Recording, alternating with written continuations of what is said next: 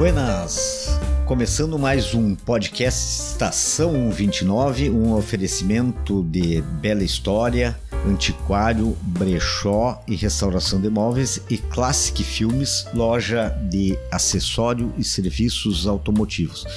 A gente recebe o delegado Gabriel Gonzalez Zanella, da 2ª Delegacia de Polícia, né? Ele que foi o primeiro delegado de homicídios aqui de Santa Maria. A gente vai bater um papo aí, né, Rodrigo, sobre segurança pública, o trabalho da delegacia, enfim. Muito bem. Então, né, a quem está assistindo o nosso podcast, a gente convida para que curta e compartilhe, né, no canal do YouTube Paralelo 29 e também no Spotify Paralelo 29. Então a gente agradece aqui a visita, né? Sempre seja bem-vindo à nossa Estação 29 e vamos iniciar esse bate-papo então com o delegado Zanella. Aqui não tem formalidade, né, de Vossa Senhoria, Vossa Excelência, então a gente vai chamar de Zanella mesmo, né? E a gente então deseja ter um bom bate-papo aqui hoje. Muito obrigado, Rodrigo, Zé Mauro, pelo convite. A todos que nos acompanham, é um prazer estar aqui. Espero colaborar de alguma forma para que esclarecimentos sejam feitos e a gente possa contribuir para o bem da sociedade. Bom, em primeiro lugar, a gente quer saber, o delegado Zanella é formado em Santa Maria, né? É de Santa Maria, natural de Santa Maria. Como é que foi essa chegada à Polícia Civil, né? Então, eu tenho 40 anos, sou natural de Santa Maria, me formei em 2006 na UFSM em Direito e desde o meio da faculdade já comecei a pensar em fazer concursos. Durante a graduação fiz alguns concursos, né, para os mais diferentes cargos e também eu comecei a verificar que eu tinha, digamos, um perfil, né, que se adequava às carreiras policiais. Então, primeiramente eu passei num concurso para a carreira do Ministério Público, para servidor do Ministério Público. Trabalhei em São Borja como servidor daquela instituição, Ministério Público, por 1 ano e meio. Daí eu já estava fazendo algumas fases iniciais do concurso para delegado de polícia. E daí, em 2010, né, fui aprovado e aí fiz academia de polícia e comecei, depois da formatura, né, a iniciar a carreira. Iniciei em Formigueiro, daí depois Júlio de Castilhos, trabalhei no inquérito da Boate Kiss, depois Faxinal de Soturno e Delegacia de Homicídios. Atualmente trabalho na grande região oeste do nosso município, né, 2ª Delegacia de Polícia. Qual é a área da 2ª DP? E que tipo de crime ela trabalha? A 2ª Delegacia de Polícia ela é responsável pela grande região oeste, né, de Santa Maria. Basicamente, depois do Arroio Cadena, né, em direção a São Pedro do Sul, região oeste, tudo é da 2ª DP. Então, nós temos assim uma concentração populacional muito grande, ou seja, aquela área territorial ela é muito maior do que municípios do entorno de Santa Maria, maior que muitas cidades de porte, inclusive médio, do nosso estado do Rio Grande do Sul. Maior que a 4ª colônia inteira, pelo jeito, né? Isso, nós temos uma população bastante grande, né? E bairros como Tancredo Neves, Nova Santa Marta, Alto da Boa Vista, Cipriano da Rocha, né? Agora também nós vamos até as proximidades do presídio, lá da PESM, né? Melhor dizendo. Atendemos também Boca do Monte, o distrito, e ainda o município de São Martinho da Serra. E Zanella, uma curiosidade agora, né? Falou que já atuou em Faxinal do Soturno, né? E agora está atuando na região oeste de Santa Maria, que é uma região enorme. Queria saber se existe uma diferença do tipo de crime, né? Do perfil do interior, né? Da 4ª colônia para Santa Maria, por exemplo, né? Qual é o tipo, geralmente, de casos que mais acontece? Sim. Atualmente eu respondo também pela Delegacia de Polícia de Nova Palma, que pertence, né, à 4ª colônia, então pelo menos uma lá vez pega tudo. Isso, pega todo o município de Nova Palma. É uma cidade com baixo, digamos assim, índice criminal, uma população não muito alta, mas é um município com circunscrição, né, com área territorial grande. O que nós podemos dizer é que atualmente independente se é em cidade maior ou menor, os chamados estelionatos, especialmente da natureza virtual, por meio do aparelho de telefone celular, são os crimes que mais acontecem, né? Não importa se é uma cidade do interior ou se é um município assim de uma região metropolitana. É um crime muito em alta, o chamado estelionato. Temos também em Santa Maria, embora isso vá para a Delegacia da Mulher, e lá em Nova Palma e nas delegacias menores, isso fique na delegacia de origem, as chamadas Maria da Penha, né? Infelizmente, por um lado e felizmente por outro, ou seja, é ruim por um lado que a polícia tenha uma incidência desse crime, mas por outro é importante que nós percebemos que na verdade não necessariamente está aumentando o número de crime, a incidência, mas sim a conscientização das vítimas e dos tipos de violência, né? Que não é só a violência física, mas a violência emocional, psicológica, patrimonial, etc., que ocorre no âmbito familiar, né? E temos também, nas cidades menores, isso acontece, sobretudo no âmbito familiar, os chamados abusos sexuais, né? Crimes contra a dignidade sexual, especialmente de crianças e adolescentes. E no interior ainda acontece, né, aquele crime na cancha de bocha, né? Estão lá no final de semana tomando... Da briga de vizinho. Da briga de vizinho. Ainda é muito comum isso lá. Sim, acontece, e nós, ali na Quarta Colônia, mas especialmente em Nova Palma, embora seja um município com predominância de etnia italiana, né? Descendentes de italianos, nós temos comunidades de outras etnias, com outros hábitos, com outros costumes. Isso é bom porque é uma riqueza e, ao mesmo tempo, para nós que interagimos muito com o público, que atendemos as mais diversas comunidades, nós temos que saber quais são as características de cada povo, de cada comunidade, os seus valores, os seus princípios, né? Porque isso muda, né? Muda, às vezes, 10, 15 quilômetros no interior, isso muda drasticamente. Então, essas desavenças, elas acontecem, especialmente alimentadas, digamos assim, pelo consumo do álcool, né? Da bebida alcoólica, que é uma droga lícita, que infelizmente é estimulada em algumas etnias ou comunidades. Então, isso acontece, e o chamado, digamos assim, homicídio com arma branca, seja ele na forma consumada ou tentada, né, homicídio com faca e por motivo fútil ou passional, ainda acontece. Em rodeio dá muita briga, né? A gente vê, até em festa da igreja. Sim, acontece, né? E normalmente não tem consequências maiores, né? E a gente percebe que em algumas comunidades ainda a presença do chefe da comunidade, do líder da comunidade, ela tem um peso relevante, né? Então, algumas situações elas nem chegam ao conhecimento formal da polícia, porque o líder, o chefe daquela comunidade consegue contornar e evitar que, digamos assim, danos maiores aconteçam. Mas são situações bastante delicadas, e cada comunidade, cada sociedade, ela tem suas peculiaridades, suas características, e a gente tem que saber lidar com elas. No caso da segunda DP aqui, que tipo de crimes ela atua? Então, nós atuamos residuamente, ou seja, tudo aquilo que não for das delegacias especializadas, vou dar um exemplo, Delegacia de Proteção à Criança e Adolescente, Delegacia de Homicídios, Delegacia de Repressão ao Crime Organizado, fica conosco. Grosso modo, o que nós investigamos? Os estelionatos, os furtos e roubos, né? Crimes contra o patrimônio. Obviamente que investigamos outras incidências criminais, mas estas são as principais. O roubo é o assalto, né? Sim. Em que há emprego de violência ou ameaça, geralmente com arma. Como é que está essa questão do assalto nessas regiões de Santa Maria? Na nossa região há uma incidência, felizmente não muito alta, mas ela acontece especialmente contra pessoas trabalhadoras daquela região que estão ou retornando ou indo ao trabalho a pé, de motocicleta, ou esperando o ônibus.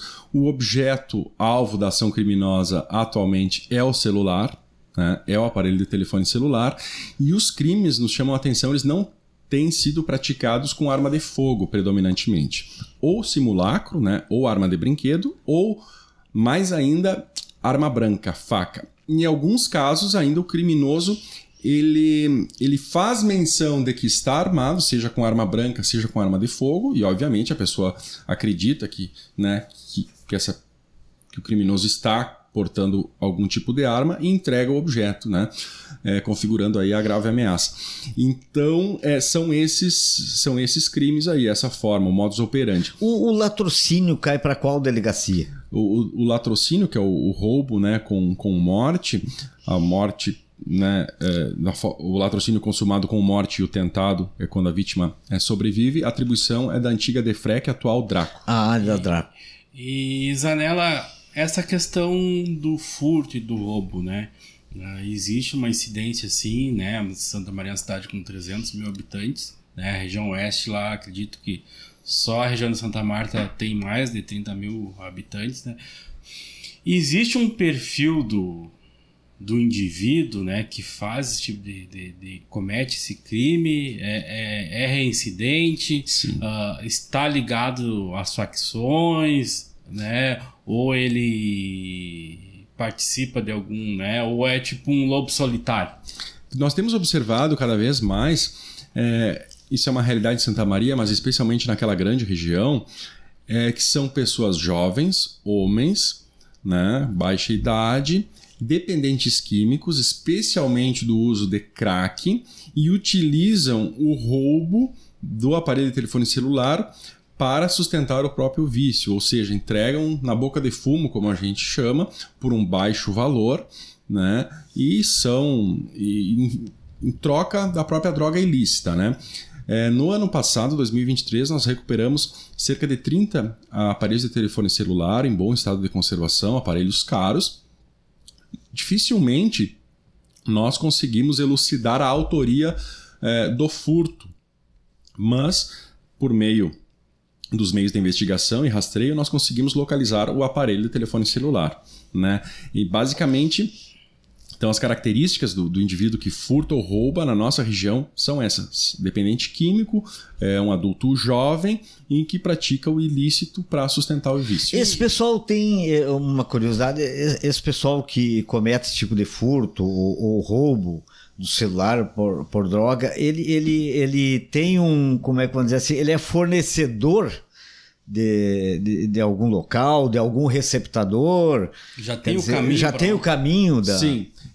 Normalmente o caminho é entregar na boca de fumo, ou ainda em algumas situações ele entrega nas chamadas lojas, né? Algumas só de fachada, né?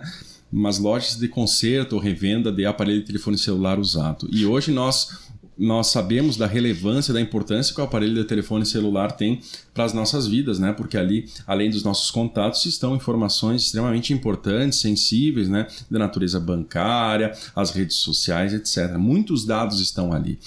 Mas, em contrapartida, nós estamos observando que, recentemente, há uma falsa comunicação de crime de roubo de aparelhos de telefone celular, seja no registro presencial, na delegacia de polícia, seja na delegacia de polícia online. E no nosso sentir, isso ocorre em razão de alguns aparelhos de telefone celular, especialmente os mais caros, serem cobertos pelo seguro, né? Então, a pessoa que, extraviou, perdeu, danificou o aparelho de telefone celular, acaba fazendo uma falsa comunicação de crime de roubo para tentar, assim, a indenização, né, por parte da seguradora, da loja, daquele equipamento. Isso tem ocorrido, nós temos notado, e certamente, claro, há as consequências de natureza penal para quem faz isso. Mas aí essa pessoa fica com 2 aparelhos?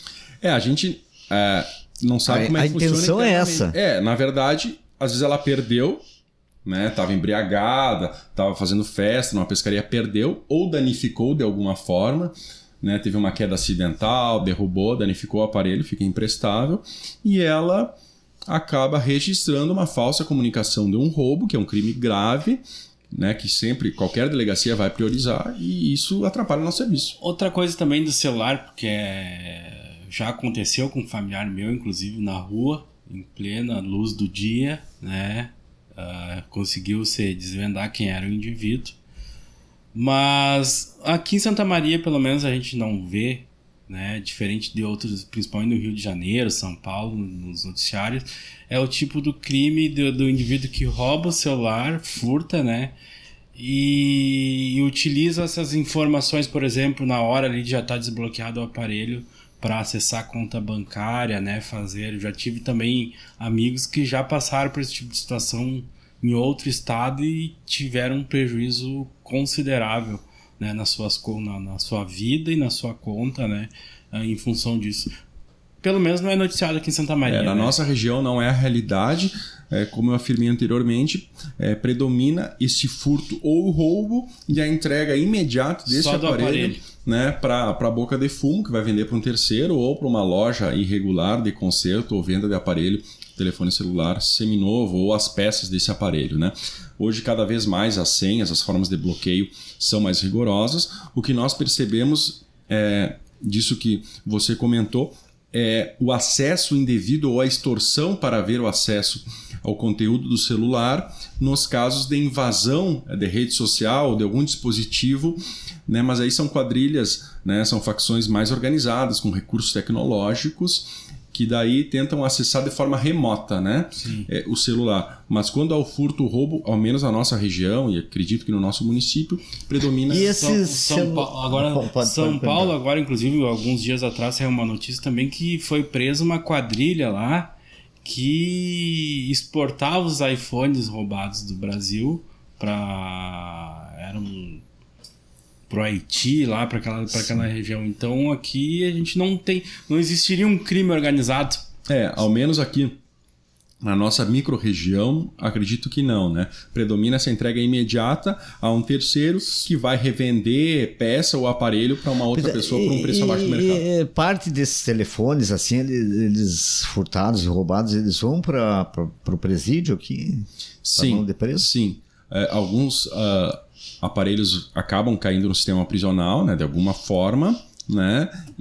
Mas a gente percebe também nas apreensões nas casas prisionais também são aparelhos bastante simples, como aqueles que nós tínhamos, né, antigamente, porque a bateria dura bastante, ele tem pouco recurso, né, pouca tecnologia, mas a bateria dura bastante e o sinal de telefonia é muito bom. Então nós temos basicamente um contraste, aparelhos muito simples, antigos que são usados, né, pelos apenados de forma irregular, ou aparelhos mais modernos que daí sim usam para justamente tentar um acesso remoto, né, ou fazer algumas extorsões passando por terceiros de dentro das casas prisionais. A pessoa que vai vender um celular, ela tem que ter um cuidado para quem vai vender esse celular? É importante, né, que vá vender para uma pessoa, se for um indivíduo, né, ter algum recibo, ter, né, a caixa ou as notas fiscais, enfim, ter os documentos de origem daquele aparelho. Isso é bom para quem vai vender e para quem vai comprar. Né?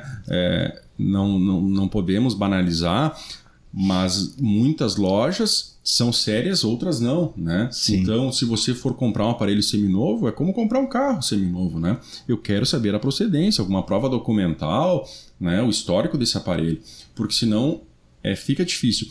E vale a mesma coisa para automóvel e outros bens móveis. Quando o preço ofertado é muito aquém, muito abaixo do preço de mercado, algum problema tem. Né? Ou quando a pressa em vender é muito grande, alguma coisa não está bem. E existe consegue identificar um grau de reincidência dos indivíduos? São sempre, né, alto ou não? Sim, nós temos inclusive no estado do Rio Grande do Sul uma determinação que vem da Secretaria de Segurança, que é a chamada Operação Mobile, que ela ocorre nas principais cidades, municípios do Rio Grande do Sul, né, que é justamente para fiscalizar estas lojas, esses estabelecimentos que recebem, revendem aparelhos de telefone celular e outros objetos com tecnologia, para verificar, primeiro, a loja tem os alvarás necessários, né? Está do ponto de vista fiscal, contábil, certo, regular, né?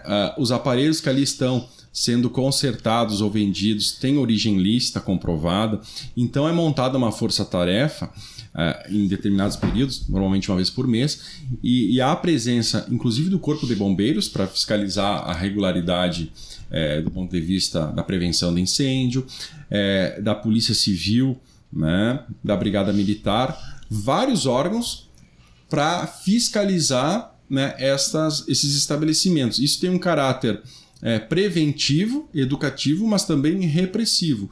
E nós já tivemos situações aqui em Santa Maria de que o estabelecimento foi fiscalizado, foi dado um prazo para ele se regularizar quanto a alguma questão, ele se regularizou, tudo ok. E em outros casos a pessoa não se regularizou, não comprovou a origem ilícita do aparelho, o aparelho é apreendido, né, e nós vamos verificar por meio dos dados daquele aparelho se ele foi objeto de furto ou roubo, né? A pessoa não sabe dizer a origem de quem comprou, quem vendeu aquilo ali, né? E não tem nenhum documento. Bom, nós fica apreendido e nós vamos fazer uma varredura das características daquele aparelho para ver se foi nessa operação Mobile, né, teve batidas, eu chamo esse termo ainda, nas sucatas e ferro velho, né?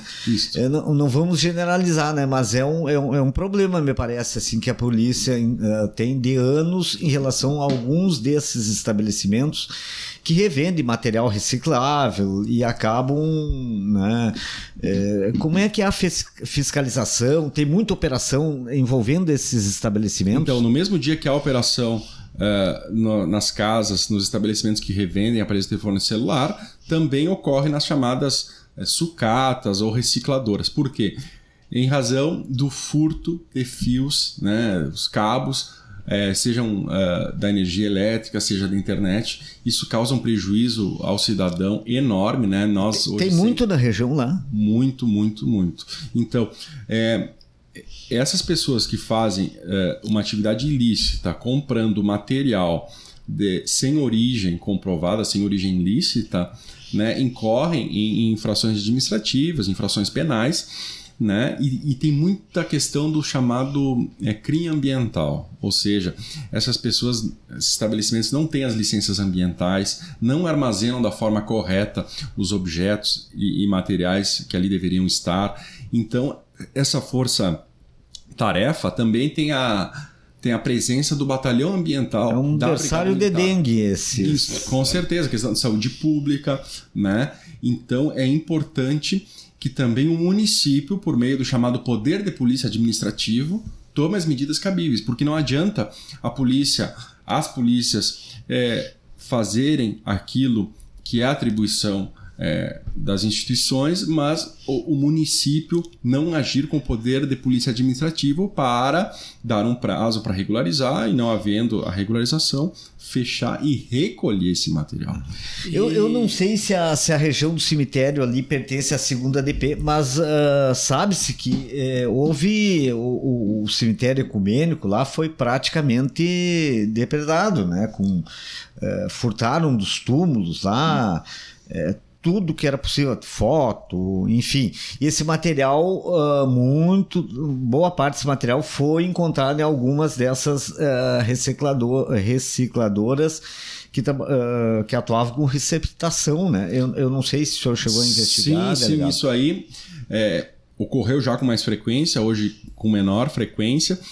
Ali o cemitério ecumênico municipal é atribuição, circunscrição da 3ª Delegacia de Polícia, né? Mas é uma realidade não só dos municípios mais urbanizados, mas também até de comunidades rurais, né? O furto de materiais que vão parar nessas reciclagens, nesses estabelecimentos, são vendidos por um preço mínimo. Assim. Outra curiosidade, Zanella, que eu acho que está bastante... já se tornou comum até. É o furto dos fios. Isso como é que, né, agora, recentemente, aqui na região onde eu moro, na avenida João Luiz Pozobon, né? Levaram tudo os fios ali dos problema. postes ali. E a gente vê, assim, o dano, ou as espécies de dano que isso causa, né?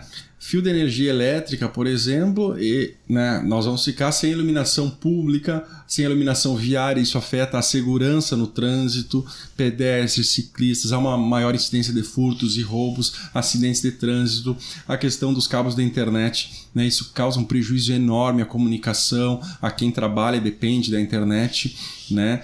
Então são situações recorrentes às polícias, a Guarda Municipal tem trabalhado bastante, mas infelizmente a pena né, para quem comete esse delito, ela não é alta, são pessoas que acabam sendo presas, até recolhidas ao sistema prisional, mas no dia seguinte, por ocasião da audiência de custódia, são soltas, né? Porque é um crime sem violência e e o perfil desse indivíduo? Ele é organizado?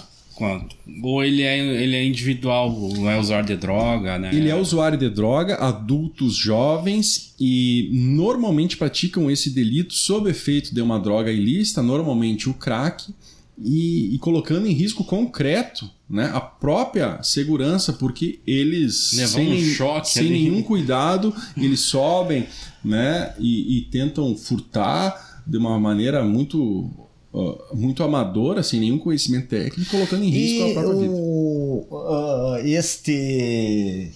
Esse tipo de furto aí, delegado, vem aquela questão hoje, né? Ela está relacionada, né, ao consumo de droga, né? Mas eu pergunto, antes de fazer uma outra pergunta, eu queria saber se o chamado furto para comer existe ainda? Existe. O cara que entra no supermercado, ou não é só para uso de droga, ou de crack, ou o que seja. Existe aquele que furta para comer?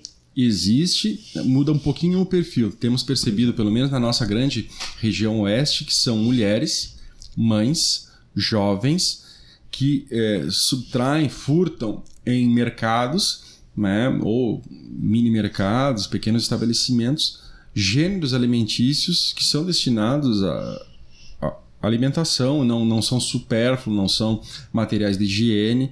É comida, é arroz, é feijão, é outras coisas, que daí a pessoa é detida, é encaminhada à delegacia de polícia, dependendo do entendimento discricionário da autoridade policial, do delegado, autua em flagrante ou não, mas pelo conhecimento que a gente acompanha, em regra isso aí no âmbito judicial, pelo princípio da insignificância, né? Sim, uma lesividade mínima não gera processo, né? A pessoa não é acusada do furto porque o preço, digamos assim, o custo do processo, a movimentação da máquina estatal é muito maior do que aquele furto de 20, 30 reais dos objetos. Claro, crime houve, mas temos que ver se vale a pena, né, mover toda a máquina. E aumentou? Aumentou exatamente isso. Eu estou ali há um ano, né, um ano e pouco na segunda DP.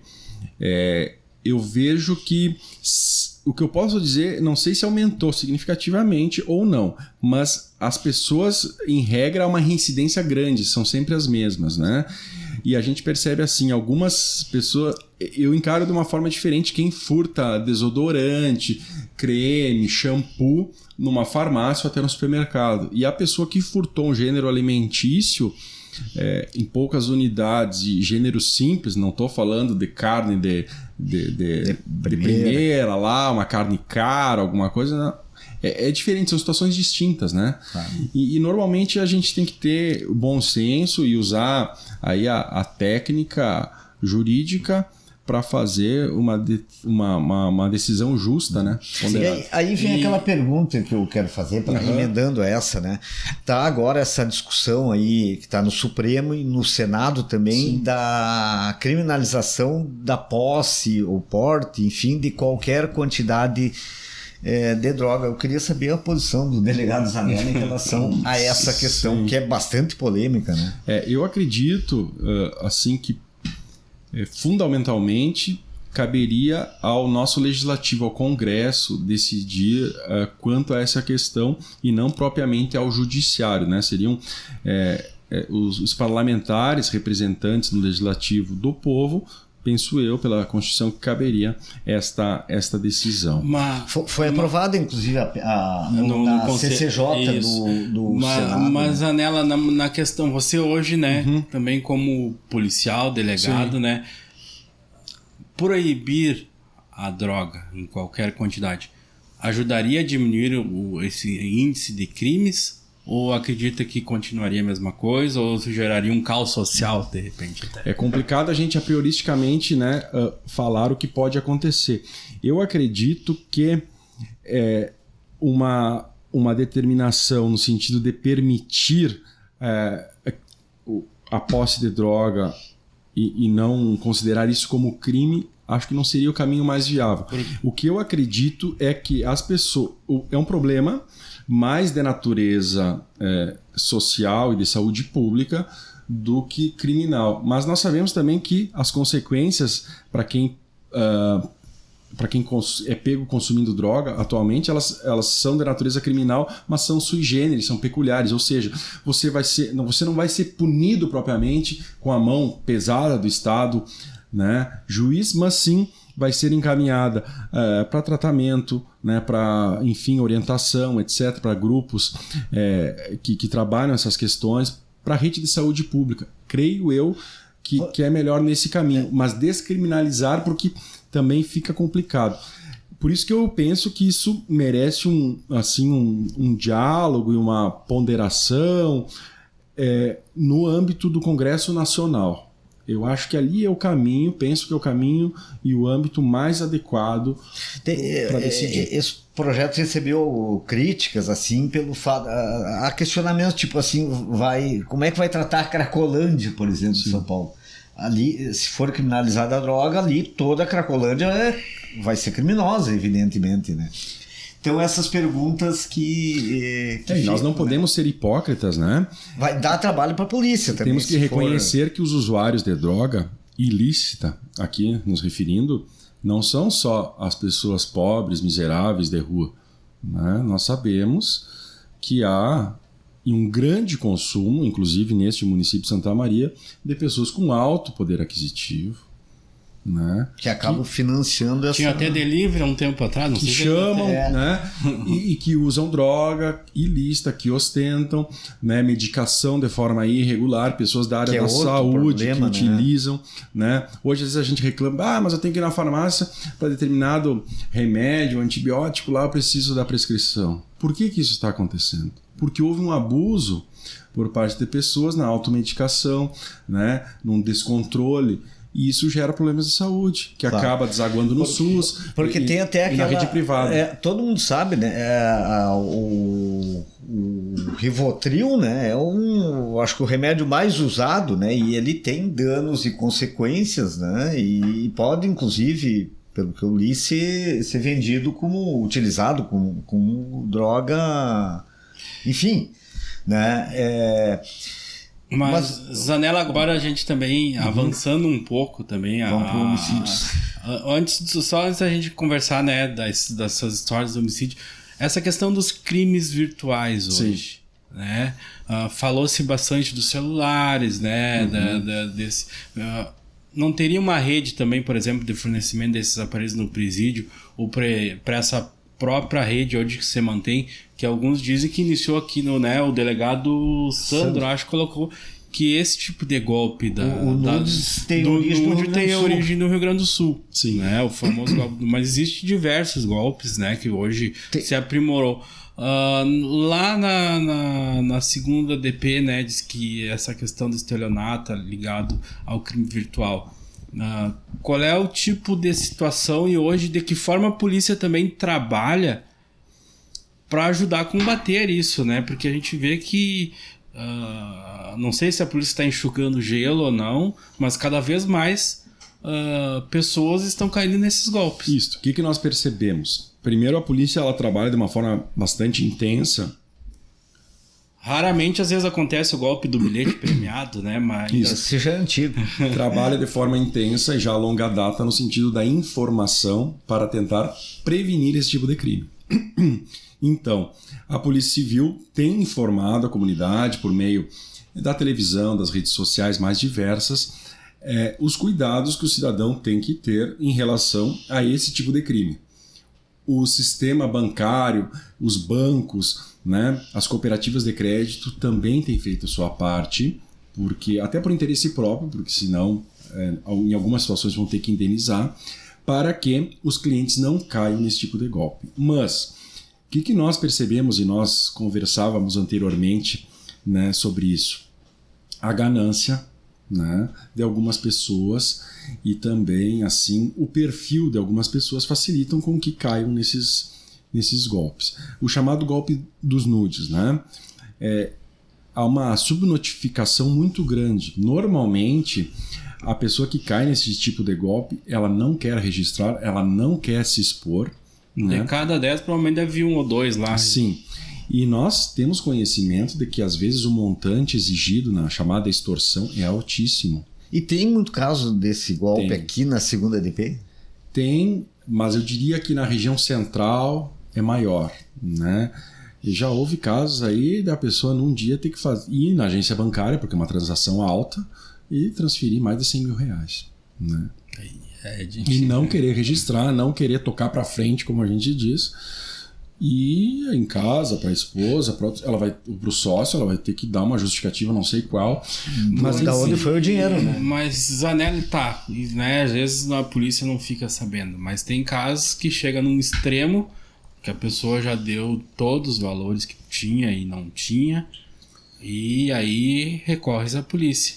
Consegue se identificar a fonte que recebeu esse valor? Porque quando geralmente lá um valor de 100 mil reais. E mais né? que isso, a passou pessoa de 10 mil. Alguém já reaveu conseguiu reaver esse dinheiro? O que eu posso dizer? Nós temos aqui em Santa Maria a única delegacia do interior do estado chamada Delegacia de Proteção ao Idoso e Combate à Intolerância, né? A titularidade da delegada Débora, e ela lidera uma equipe muito qualificada, que é a mais expert em estelionato de Santa Maria. E lá eles fazem investigações muito grandes, complexas, contra essas organizações criminosas que atuam neste ramo de delito. E pelo menos uma vez por ano eles vão a São Paulo, capital, e prendem gente lá, né? E prendem assim mais de 20 pessoas, mais de 20 líderes, apreendem bens móveis e imóveis, o que é muito importante, a descapitalização dessas organizações. E eles atuam nesse sentido, né? O que a gente normalmente diz para a vítima? Olha, é muito, muito difícil e complexo resgatar o dinheiro que o senhor, a senhora perdeu, né? Identificar por meio das quebras de sigilo, etc., a gente consegue, mas os chamados laranjas atrapalham muito o serviço da polícia, porque normalmente o estelionatário, o criminoso, ele se utiliza de terceiros que não tem nada a ver com a história, ou pessoas até que perderam um documento para praticar o ilícito. E agora uma última pergunta disso aí. Existe por exemplo, esses grupos que ocorrem lá em São Paulo, eles atuariam individual ou teria ligação com as facções aqui do Rio Grande do Sul, com os grupos aqui? De Santa Maria, por exemplo. Talvez a pessoa mais assim... com mais conhecimento para dizer isso seria a delegada Débora, né? Mas eu acredito que são organizações criminosas. Muitos integrantes dessas facções antes atuavam no tráfico ilícito de drogas e em outros crimes, migraram, e a pandemia contribuiu para isso, migraram para o estelionato. Por quê? É mais fácil, eu faço de dentro da cadeia, de dentro da minha casa, não usa violência ou grave ameaça. A forma de a polícia agir comigo, o criminoso, também é um pouco mais leve, né? Então, muitas pessoas que estavam no tráfico, não é que deixaram de atuar no tráfico e em outros crimes, no roubo, etc., mas estão fazendo menos isso e mais o estelionato. Penso eu, então, que essas organizações criminosas que lidam com o estelionato estão afetas, né? Relacionadas também a esse outro tipo de crime, né? E o que muda é a diretriz, certo? E a lavagem de dinheiro, ou seja, dão destino, né? Procuram dar destino lícito para um dinheiro que tem origem ilícita. O delegado Zanella foi o primeiro titular da Delegacia de Homicídios e creio que deve lembrar assim, de crimes de grande repercussão, né? Poderia contar para nós, Zanella, qual foi o crime assim que mais chocou na Homicídios? Pode ter sido mais de um, né? Nós tivemos situações bastante graves assim que nós como equipe nos deparamos, né? Lembro, e nós conversávamos antes a respeito do feminicídio consumado com ocultação da cadáver da Ana Lúcia Druzião, no município de Dilermando de Aguiar, né? Nas imediações da BR-158. Tivemos também aquele caso na Floriano Peixoto, bastante trágico, em que pessoas foram mortas da mesma família, um deles era um garçom muito conhecido aqui no nosso município. O agressor estava sob efeito de droga ilícita, né, uma overdose, acabou falecendo. Foi um crime assim muito chocante para nós, uma situação complexa, né? Dentre outros, né? Tivemos. Mas são situações que nós nos deparamos assim, e só quem está ali para saber o quão difícil né? A família sofre muito, então é difícil para a equipe, mas a gente procura trabalhar da melhor maneira possível.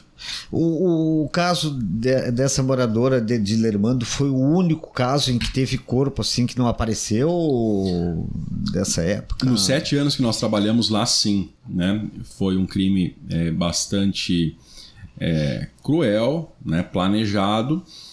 Nós exaurimos os meios de investigação disponíveis à época, né? Confrontamos material genético, encaminhamos o suspeito para o chamado detector de mentiras, né? Um software israelense no Departamento de Inteligência da Polícia Civil. O resultado foi positivo, ou seja, contra o suspeito.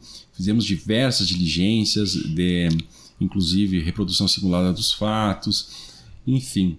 E cremos que, como Polícia Civil, como instituição, tudo aquilo que estava ao nosso alcance foi feito. Infelizmente, o corpo da vítima não foi localizado, né? Nós mantemos até hoje contato com as filhas e demais familiares da vítima, né? Porque foi um crime que nós trabalhamos muito e mantivemos muito contato com a família da vítima. O suspeito acabou não indo a júri, né, por uma decisão da justiça. Esse caso e casos como esse podem ser reabertos? Se surgir algum fato novo relevante, né, pode. Então, nós temos um sentimento assim que por um lado, sentimento de dever cumprido, como instituição, como equipe, né, fizemos tudo que estava ao nosso alcance, porém, não é bom ver o sentimento de frustração da família, né, porque não conseguiram sequer ter a dignidade, né, de enterrar aquele ente querido. É muito complicado. Zanella, uma curiosidade que me surgiu aqui, a delegacia foi implantada em 2016, né, e você foi o primeiro delegado. Na época, qual foi a motivação, né, da delegacia ter sido instalada, né? Sim. O delegado Santos seria, né, o mais indicado para responder, mas ele nos falou, né, aos policiais assim, os homicídios sempre foram investigados até então conforme a área, a circunscrição do local do fato, ou seja, região leste, Camobi, 4ª DP, região oeste, 2ª DP e assim por diante. E o índice de elucidação era altíssimo, era muito bom, de prisão também. Mas uma diretriz nacional também houve no sentido de aperfeiçoar as equipes, de tornarem os policiais experts neste tipo de investigação, de crime, e também ter um procedimento, um protocolo de atuação mais rígido, né, e mais eficiente, mais uniforme, especialmente a partir do atendimento imediato ao local de crime e coleta dos vestígios e oitivas das testemunhas. Então, as atribuições daquela delegacia são a investigação de homicídios consumados e tentados, suicídios consumados e tentados, desaparecimento da pessoa adulta e acidente de trânsito com óbito. Então, são atribuições muito pesadas que exigem policiais treinados, né, qualificados, eficientes e com uma dedicação extrema. E, obviamente, que isso gera um desgaste, gera, né, assim, um ritmo de trabalho quase que desumano. Delegado, em suicídio tem, né, que a gente havia esquecido de falar, né, que é uma atribuição da DH, né, existe muito e é importante nós falarmos sobre os suicídios, né, eles existem, as pessoas que praticam esse fato normalmente tem problemas de saúde mental, e isso não acontece do dia para a noite. São pessoas que já têm um contexto de saúde mental desfavorável, que já fazem acompanhamento ou que deixaram de fazer, e o que acontece é que em determinado período o dia ao chamado ponto gatilho, ou seja, a pessoa chega no limite, o copo enche, como a gente diz, e ela decide tirar a própria vida das mais diferentes formas. A tentativa de homicídio também é investigada, no caso. E a pessoa responde criminalmente? Isso é uma dúvida que muitos têm. No suicídio, né? Aqui que tanto consumado como tentado, tirar a própria vida não é crime, mas a instigação, o auxílio ou induzimento, sim. Né? Então, a investigação é nesse sentido. Né? Se ela for induzida, se ela for instigada, auxiliada, um terceiro aqui. Né? Que vai lá, então tira a tua própria vida, ou toma isso, toma aquilo, faz tal coisa. Né? Então, e nós temos muito cuidado quanto a alguns desaparecimentos de pessoa com histórico de ideação suicida. Porque, não raro, atrasa um desaparecimento de uma pessoa com esse contexto, pode, né, que a gente vai encontrar essa pessoa já sem vida. E nós conseguimos, como equipe, isso é motivo de muita alegria. Nós conseguimos, em alguns casos, com a ajuda especialmente do Corpo de Bombeiros, evitar que pessoas que estavam prestes a se matar, nós conseguíssemos localizar e entregar essa pessoa, né, primeiramente à unidade de saúde e depois ao convívio da família. Isso é muito gratificante.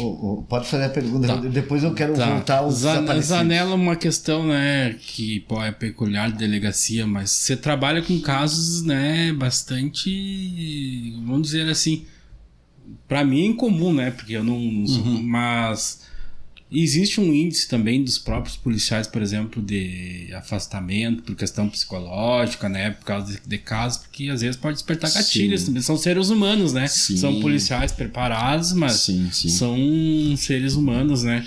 Que, de certa forma, pode se afetar às vezes. Eu diria que a delegacia de homicídios, pela natureza das atribuições que nós falamos, é muito complicado. Eu trabalhei 7 anos lá, chega um determinado período que o corpo começa a somatizar, né? Isso afeta. Isso motivou o pedido para saída? Sim. Trocar de delegacia? Com certeza, né? Porque chega um ponto que você até quer, mas o corpo não responde com aquilo que você gostaria, você já está somatizando, já está repercutindo em outros ambientes, porque nós atendimos, o que o delegado Arigoni faz hoje, todos os homicídios consumados, ou seja, eu tocava o telefone às 23 horas, lavava o rosto, em 15, 20 minutos estava no local com a equipe da investigação, voltava 4, 3 horas da manhã, depois de todas as diligências, 9 horas estava trabalhando. Podia ser que no dia seguinte ou no outro desse a mesma coisa. E a vida continua, família, outras atribuições, etc. Isso é muito desgastante.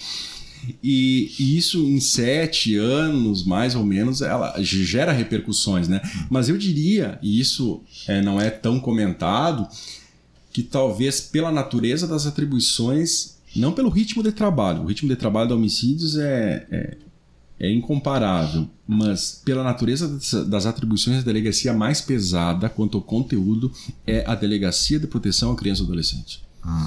É extremamente penoso e, de certa forma, é frustrante para o policial verificar que os abusos sexuais contra crianças e adolescentes acontecem cada vez mais no âmbito familiar, certo? E há uma dificuldade muito grande, muito complexa de se formalizar, de se produzir prova contra o abusador, porque nós sabemos, né, temos um qualificado advogado à nossa frente, que o estupro não é somente a conjunção carnal, né? Mas outras formas de abuso que a perícia no IGP, lá no IML, não vai atestar. E não consegue chegar até... Então, a chamada perícia psiquiátrica hoje, do Instituto Geral de Perícias, com o psiquiatra e psicólogo, é de extrema importância para comprovar que o discurso daquela vítima, o relato daquela vítima é coerente, é verossímil, que o agressor, que normalmente é um familiar ou conhecido da família, sem antecedentes policiais, casado a longa data, etc., ele é um abusador e precisa de uma resposta pesada por parte do Estado. E é um crime difícil de apurar. E as policiais, já conversei com várias, elas se sentem assim...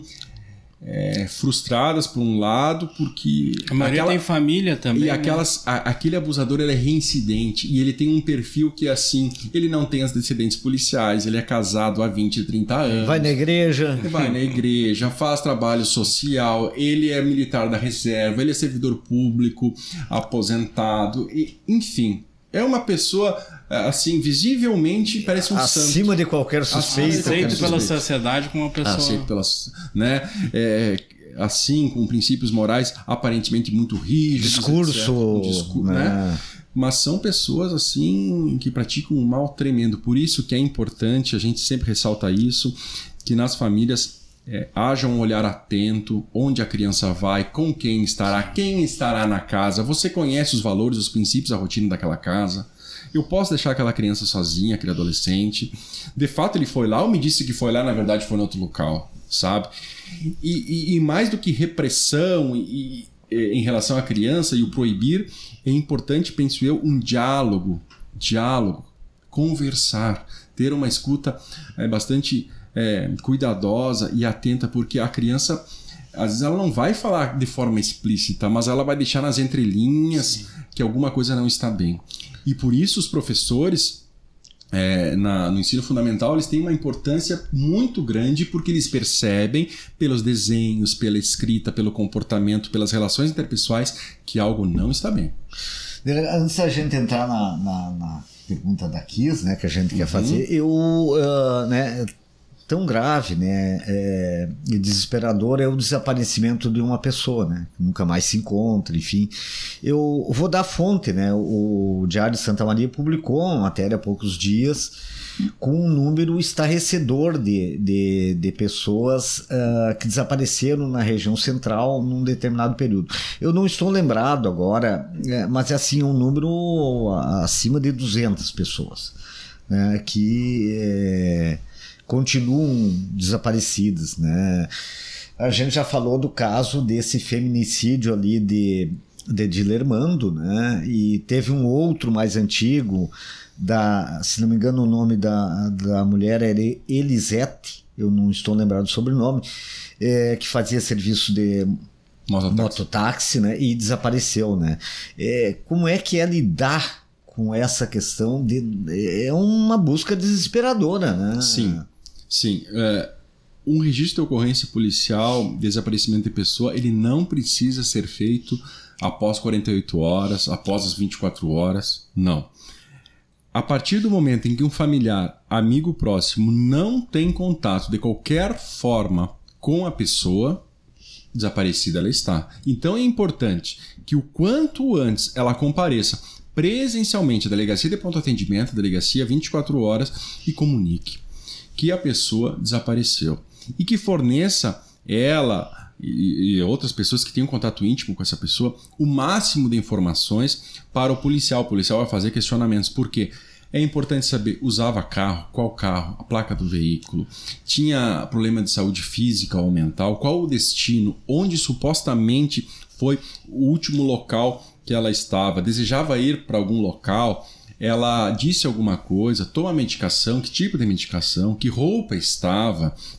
Isso é muito importante, porque o feeling policial depois, a gente quando tem contato com a ocorrência ou o plantão nos aciona, a gente já vai verificar, opa, esse caso merece atenção, porque a pessoa tem ideação suicida. A gente pesquisa o histórico dessa pessoa, já desapareceu outras vezes, já tentou se matar, né? Vai fazer buscas, ou vai ver, opa, tem violência doméstica aqui. Ela tem ex-marido, ex-namorado, teve problemas, então pode ter algum crime por trás, um crime gravíssimo, e a polícia, o Estado precisa agir com a máxima brevidade. E, Zanella, existe também a possibilidade, né, do desaparecimento daquele que quer, sumir do mapa? Sim. Como se diz, eu quero uma nova vida, não? Felizmente, é o maior número de casos, né? Já tivemos, não vou citar nomes, mas fomos acionados por uma grande empresa internacional, né, multinacional, de que determinado empregado daquela empresa havia desaparecido aqui no centro de Santa Maria. Fiz, né, uma cobrança também por parte da chefia, dos órgãos oficiais, e, bem dizer, a gente para a delegacia para ir atrás, né? Monta 3, 4 equipes, faz diligência, faz campana, faz um monte de coisa. E eu me lembro que só num hotel nós ficamos cerca de 2 horas verificando aqui, lá, fora outras questões, e chegamos na pessoa, ela tinha o que nós já presumíamos, né? Usado droga ilícita, né? Conhecido uma pessoa, foi pro motel, desligou o celular, não fez contato com ninguém. Isso acontece com muita frequência. E determinados, assim, a pessoa diz que vai...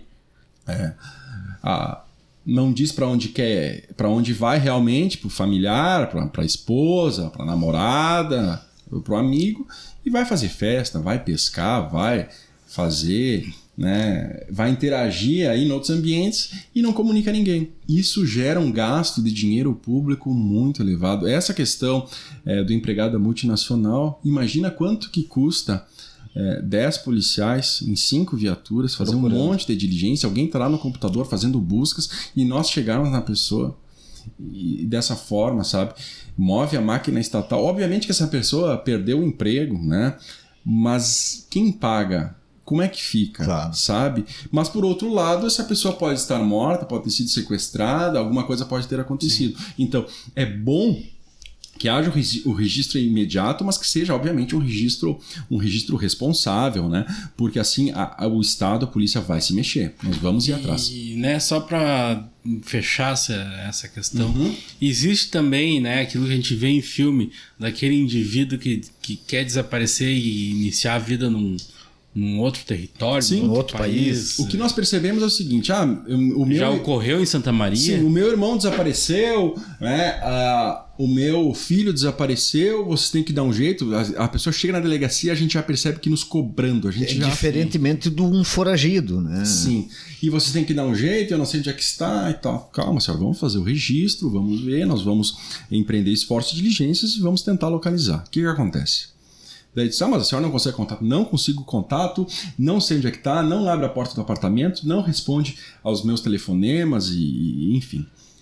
A gente rapidamente, às vezes em 2, 3 horas, consegue chegar nessa pessoa que está desaparecida. Essa pessoa nos recebe muito bem, explica o que nós já presumimos que é uma situação que não quer manter qualquer tipo de vínculo de contato com esse familiar, que tem incompatibilidades ideológicas, políticas, etc. Enfim, que não quer contato. E daí, tá, tudo bem, nós vamos fazer o que a gente tá bem de saúde. Não, tô trabalhando, tá tudo certo, beleza. Então tá, cara, não tá sob efeito de ameaça. Não, tá tudo beleza. Então tá, nós voltamos pra delegacia, temos uma notícia boa, localizamos, tá tudo certo, né? Ficamos felizes e esperamos que a senhora também. Tá, mas onde é que tá? E qual... Não, assim, por uma questão de ética, e nós temos que respeitar, a pessoa não quer, nós temos que compreender e respeitar, a pessoa não quer manter contato com a senhora, com o seu marido, então funciona assim. Maior de idade, a gente verificou que está bem, inspecionamos o apartamento, a casa, conversamos, tá tudo ok, tudo certo. Só não quer saber da família. E é um direito dela, então Sim. Isso acontece com muita frequência, né? Assim como...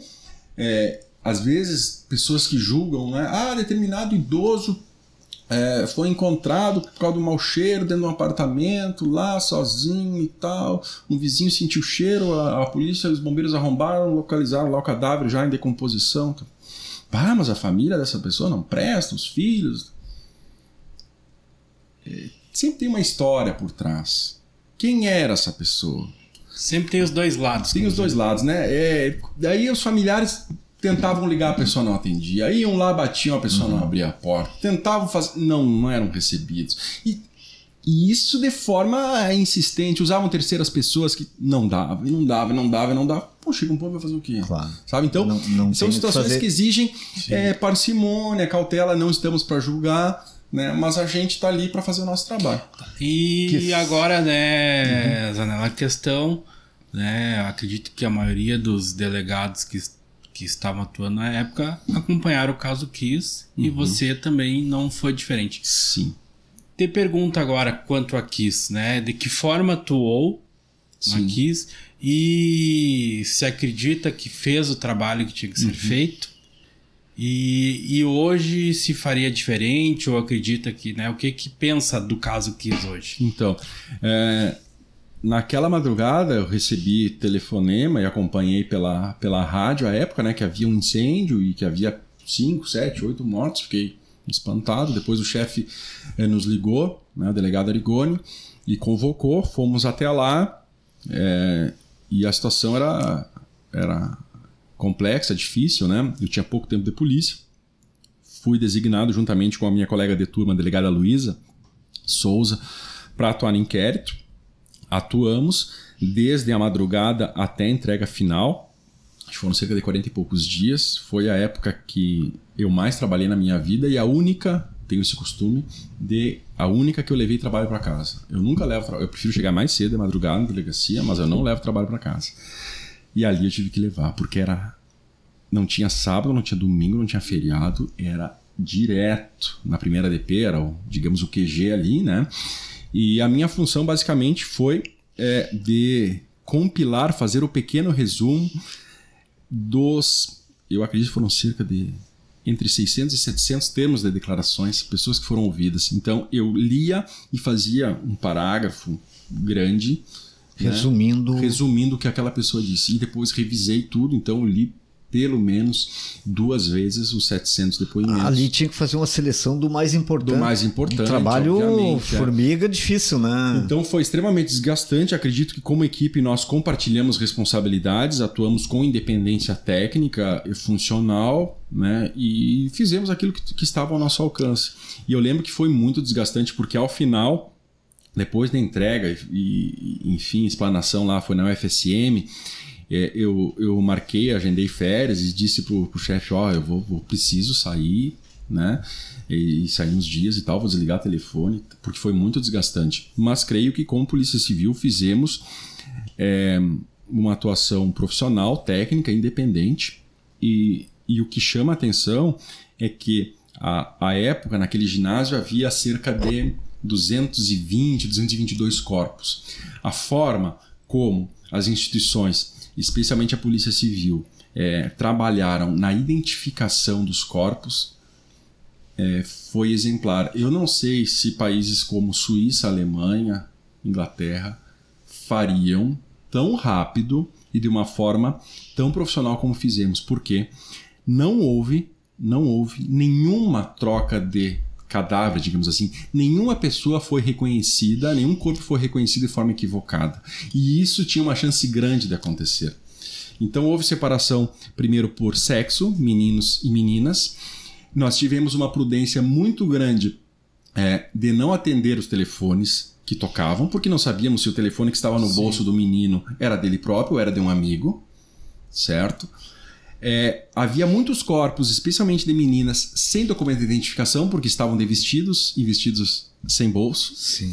E na bolsinha de uma delas havia vários documentos das amigas. Então nós tínhamos que ter muita cautela. Usávamos o sistema de pesquisa, mas a prudência no reconhecimento foi muito importante. Quando chegava um familiar, o questionamento era: qual o seu grau de parentesco e há quanto tempo você não vê fulano?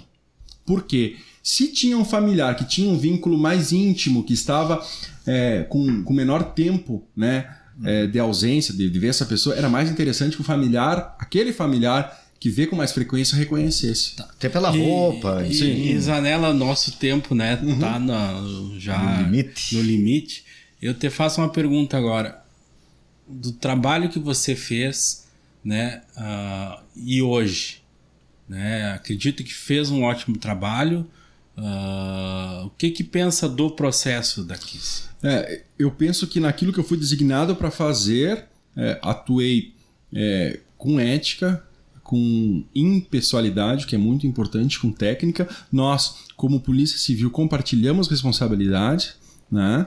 E atuamos com independência funcional, o que é bem importante.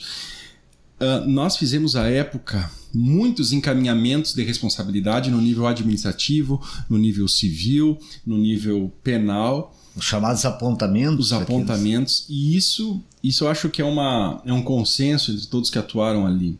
Não houve... Claro que, digamos, de todos os apontamentos, certamente nós não receberíamos respaldo técnico em tudo. Mas, assim, o que nós fizemos, os apontamentos que demos, acredito que mais pessoas deveriam ser responsabilizadas. Não falo só no aspecto penal, mas, sobretudo, no âmbito administrativo e no âmbito civil. E isso gera uma frustração? Por um lado, sim, como cidadão, né, também, mas como policial, o sentimento é de dever cumprido. Por isso que é importante nós, como instituição, fazermos a nossa tarefa, e nós fizemos num prazo muito exíguo, em menos de 50 dias, conseguir fazer aquilo que nós fizemos. É muito difícil. E aquilo que nós fizemos em menos de 50 dias, até hoje, foi julgado, mas está sendo discutida a validade ou não. Isso é complicado e a prescrição está aí, né? Sim. Uma última pergunta que eu quero fazer, né? Dois delegados que estiveram aqui, o delegado Arigoni e o delegado Sandro, a gente perguntou se eles tinham recebido algum tipo de pressão ou de ameaça, né? E eles confirmaram, cada um, né, a sua maneira, né? O Arigoni, né, se diz perseguido, inclusive. A gente sabe toda a história. Queria saber se o delegado Zanella se sentiu alguma vez pressionado, né? Sim, à época, né, eu era um jovem delegado, tinha pouco tempo de atuação como policial, eu e a Luísa, mas era consenso entre eu e ela de que era um inquérito importantíssimo, né, e que consequências poderiam acontecer e iriam acontecer do ponto de vista administrativo e institucional. Então, por sermos mais jovens e, obviamente, por sermos subordinados, né, hierarquicamente ao delegado de polícia regional à época, que era o delegado Arigoni, e também, de certa forma, o 02, digamos assim, naquele contexto que era o delegado Sandro, e isso nós conversamos, né? Olha, vamos baixar a cabeça, vamos trabalhar e vamos nos expor o menos possível, porque a nossa função aqui é trabalhar. Vamos deixar as entrevistas, né, a quem dê direito, digamos assim, tá? Menos por covardia e até porque nós tínhamos que trabalhar. Sim. Trabalhar muito, 12, 14 horas por dia, e nos incumbia a fazer aquilo e obedecer, né? E cumprir nossa missão. E foi assim, creio que talvez por esse contexto, né, eu propriamente não sofri nenhuma represália, algo nesse sentido. Tanto é que fui titular da delegacia de homicídios, uma delegacia importante, logo após, digamos assim, né? Então, eu acho que é um exemplo bom nesse sentido. Se houvesse alguma coisa contra a minha pessoa, não seria titular daquela delegacia. E de certa forma foi natural que quem falou mais, quem deu mais entrevistas se expôs mais. Então há uma pessoalização do trabalho da Polícia Civil em uma ou duas pessoas, né? Quando na verdade foi uma equipe de delegados, uma equipe de agentes policiais que trabalhou e compartilhou a responsabilidade. Mas falou que isso, falou Arigoni, de certa forma. Falou Sandro Meinert, e assim funciona. Certo. A gente agradece o delegado Zanella aqui pela participação no nosso podcast, né? Valeu pela conversa, muitos esclarecimentos, né? Um bom bate-papo e bastante informação para os nossos ouvintes, né? É isso, então até a próxima. Até o próximo episódio. Agradecer ao Zanella por ter estado aqui, né? Já é o terceiro delegado que entrevistamos. Terceiro, né? Terceiro, né? A gente tem outros que também, outras delegacias importantes. Vão vir as delegadas. Vão vir as delegadas também, que já foram convidadas. E vamos seguindo essa sequência. E você que está assistindo, então, ao Estação 29, né? Não esqueça de curtir, compartilhar e repassar para os amigos, né, esse podcast, que é uma informação social também importante. A toda sexta-feira às 19 horas, um novo episódio sempre disponível. Até a próxima.